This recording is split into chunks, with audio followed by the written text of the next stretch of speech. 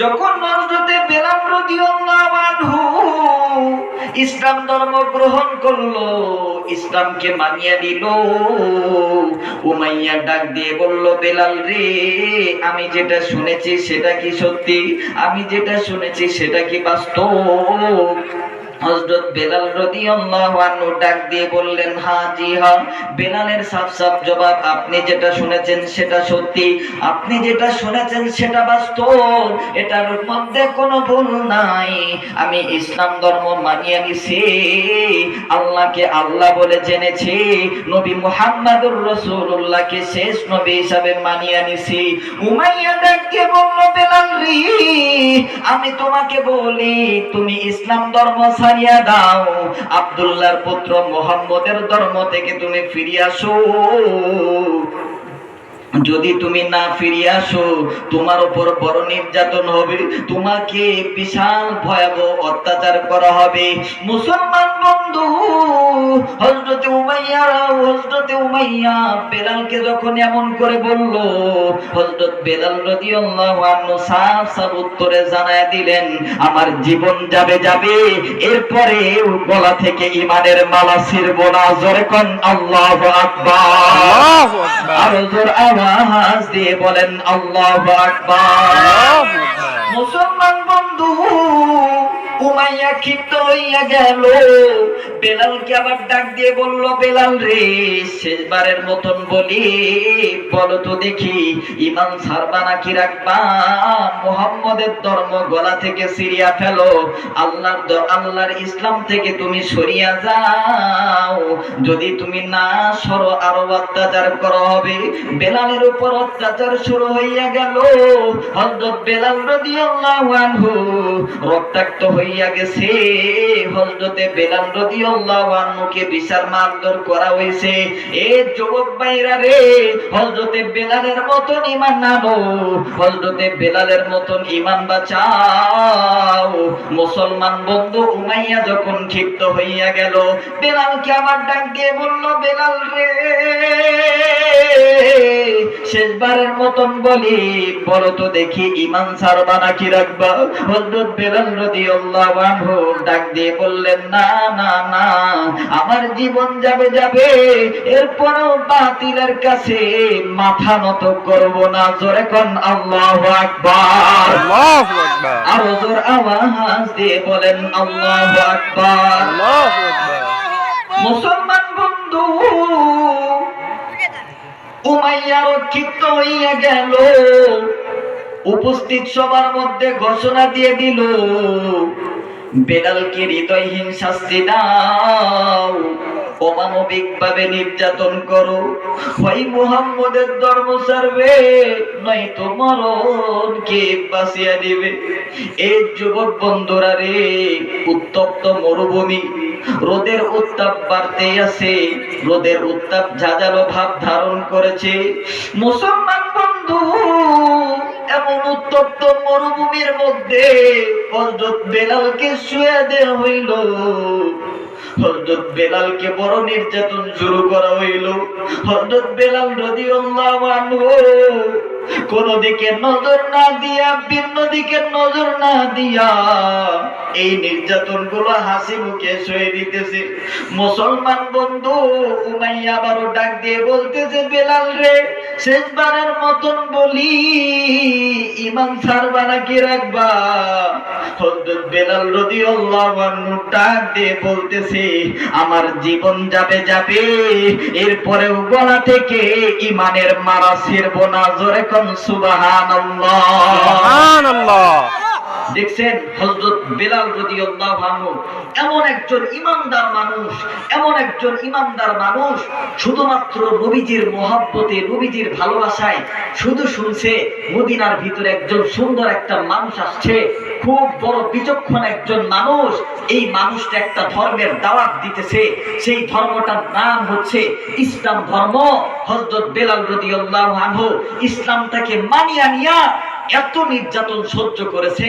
আমার বন্ধুগণ, সেই বেলাল যখন নবীজির ইন্তেকাল হয়ে গেছে, নবীজির ইন্তেকাল শেষে আমার বন্ধুগণ গভীর মনোযোগ দিয়ে শুনবেন, যখন নবীজির ইন্তেকাল হয়ে গেছে, কেউ ভিন্ন দিকে নজর দিয়েন না, সেই বেলাল নবীজির ভালোবাসায় সুদূর মদিনাতুল মুনাওয়ারা ছেড়ে শামে বসবাস আরম্ভ করে। আল্লাহু আকবার। আল্লাহু আকবার। শুধুমাত্র নবীজির ভালোবাসায় নিজের যে স্থান, ঘর বাড়ি সবকিছু ছাড়িয়া সুদূর শামে বসবাস আরম্ভ করছে। তো ওই সময় খলিফাতুল মুসলিমিন হিসাবে নিযুক্ত ছিলেন হযরতে আবু বকর রাদিয়াল্লাহু আনহু। তো হযরতে আবু বকর রাদিয়াল্লাহু আনহুর ইন্তেকাল হয়ে গেছে।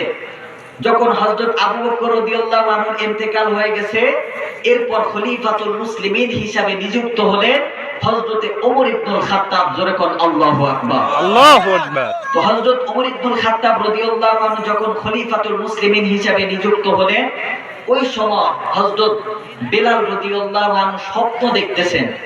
একটু মনোযোগ দিয়ে শুনেন।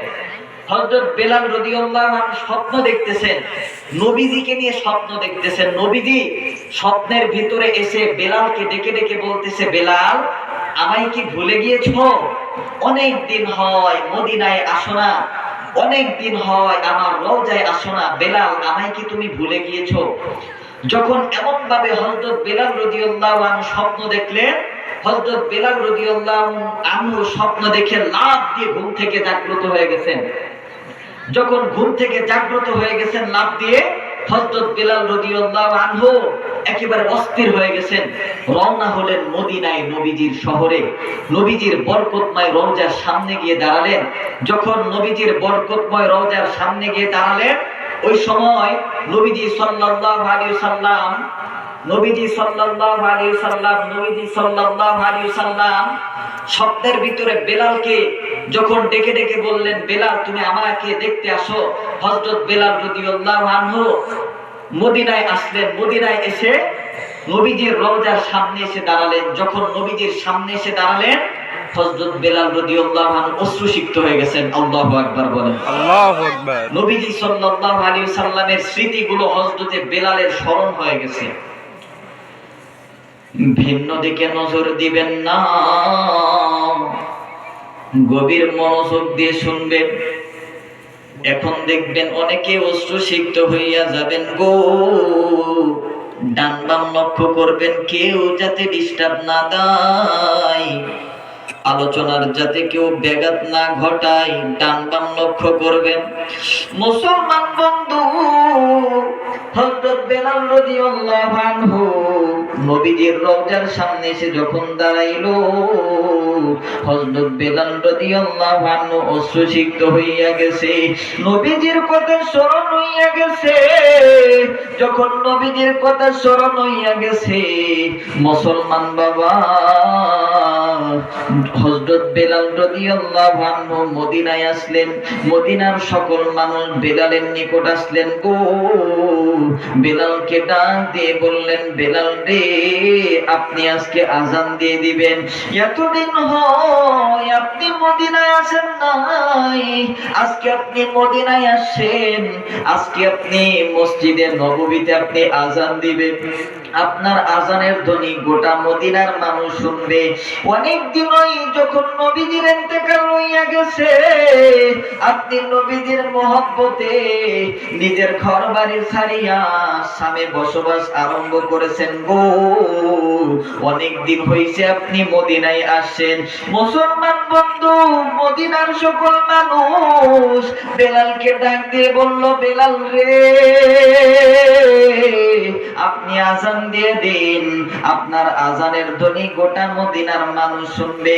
হযরত বেলাল রাদিয়াল্লাহু আনহু ডাক দিয়ে বললেন, না না না, আমি আজান দেব না, আজান দেব না, আমি আজান দেব না, আজান দেব না।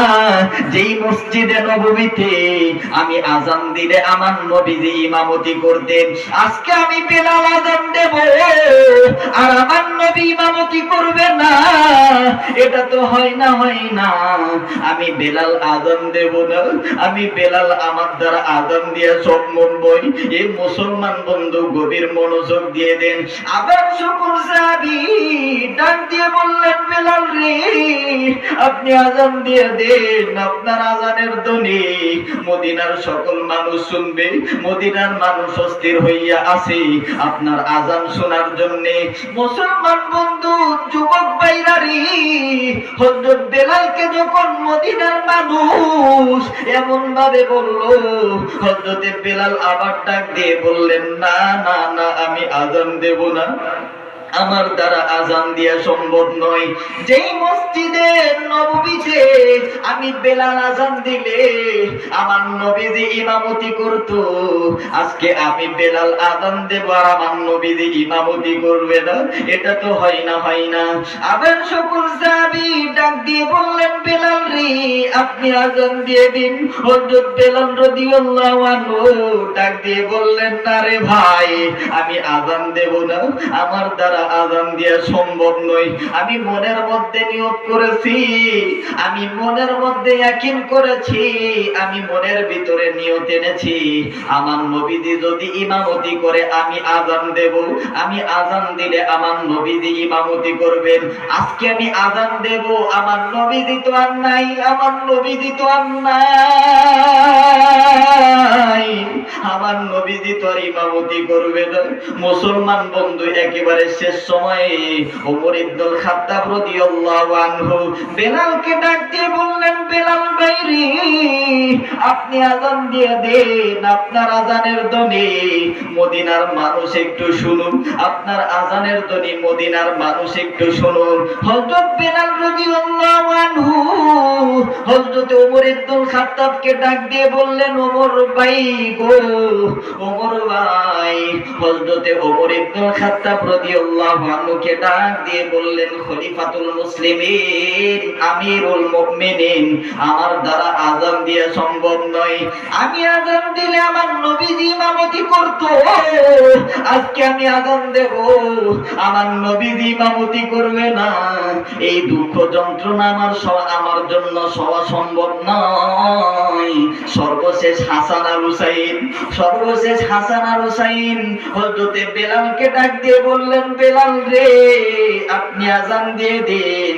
হযরতে বেলাল রাদিয়াল্লাহু আনহু হাসান আর হুসাইনের দিকে নজর করলেন। যখন হাসান আর হুসাইনের দিকে নজর করলেন, নজর করিয়া দেখে কেমন যেন নবীজির রূপ ভাইসা উঠছে, নবীজির রূপ ভাইসা উঠছে। এই অনুরোধ বেলাল না রেখে পারলেন না, সরাসরি মিনারায় উঠলেন। হযরত বেলাল রাদিয়াল্লাহু আনহু আযান দিবার জন্য সরাসরি মিনারায় উঠলেন।